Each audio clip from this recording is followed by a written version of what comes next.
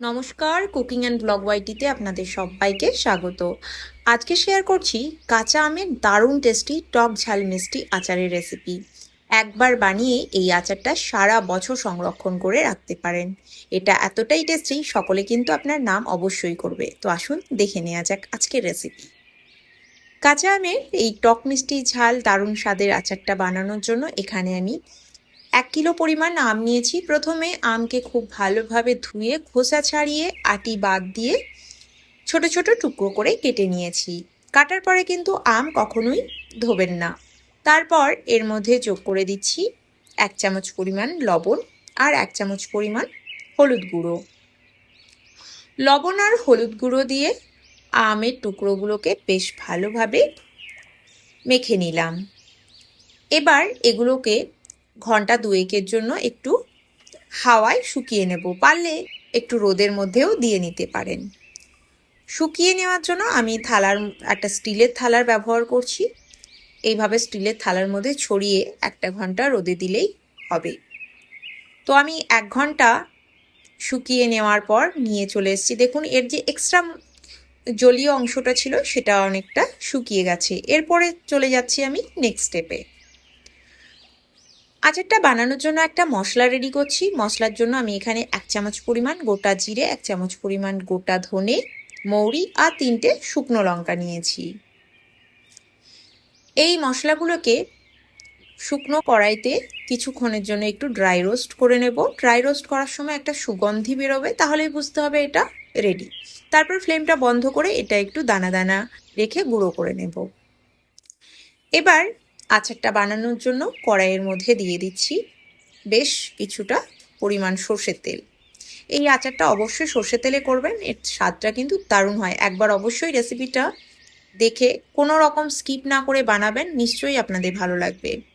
তো তেলের মধ্যেই দিয়ে দিলাম অল্প একটু হলুদ গুঁড়ো আর অল্প একটু লঙ্কার গুঁড়ো, সাথে একটু পাঁচফোড়ন।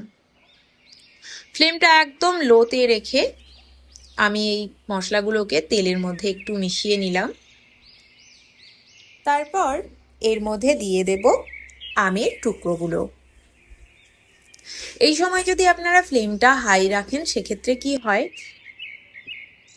মশলাগুলো তেলের মধ্যে পুড়ে যাবে, তাতে কিন্তু আচারের টেস্টটা নষ্ট হয়ে যাবে। তো অবশ্যই এই গুঁড়ো মশলাটা দেওয়ার সময় ফ্লেমটা একদম লোতে রাখবেন। তো আমটা দেওয়ার পর ফ্লেমটা মিডিয়ামে রেখে আম টুকরোগুলোকে মোটামুটি 2-3 মিনিটের জন্য একটু হালকা ভেজে নিতে হবে। 3-4 মিনিট সময় ধরে আমগুলো তেলের মধ্যে একটু মিডিয়াম ফ্লেমে ভেজে নেওয়ার পর এর মধ্যে যোগ করে দিচ্ছি চিনি। আমি এখানে মেজারমেন্ট কাপের 1 কাপ পরিমাণ চিনি ব্যবহার করেছি। চিনিটা অবশ্যই আপনারা আপনাদের স্বাদ অনুসারে কম বা বেশি করতে পারেন। চিনির পরিমাণটা আবার অনেকটা আমের টক ভাবের ওপরও ডিপেন্ড করে। তো চিনিটা দেওয়ার পর গ্যাসের ফ্লেমটা একদম লোতে রেখে একটুখানি মিশিয়ে নিচ্ছি।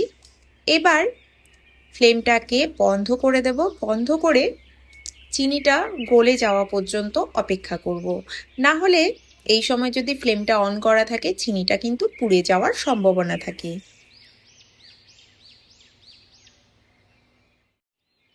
হালকা একটু চিনিটা গলতে শুরু করার পর আমি গ্যাসের ফ্লেমটা আবার অন করে দিয়ে একদম লো ফ্লেমে চিনিটা গলে যাওয়া পর্যন্ত আমটাকে চিনির মধ্যে রান্না করে নিয়েছি।